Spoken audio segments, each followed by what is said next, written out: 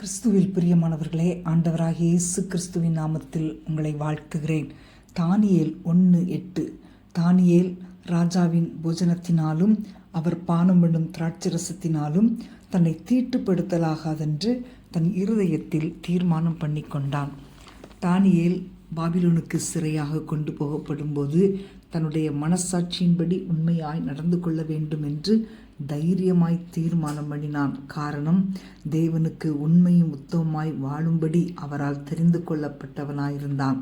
இந்த சம்பவம் நமக்கு எல்லாருக்கும் தெரியும். தானியேல் தேவனை கனமணினபடியால் பிரதானிகளுடைய தலைவன் கண்களில் அவனுக்கு தயவும் இரக்கமும் கிடைக்கும்படி செய்தார். அவன் எடுத்த தீர்மானத்தின்படி 10 நாட்களுக்கு பின்பு பார்த்தபோது ராஜ போஜனத்தை புசித்த எல்லா வாலிபரை பார்க்கிலும் தானியேலும் அவன் சிநேகிதராகிய சாத்ராக், மேஷாக், ஆபேத்நேகோவும் அவர்களுடைய முகங்கள் களையுள்ளதாக, சரீரம் புஷ்டியுள்ள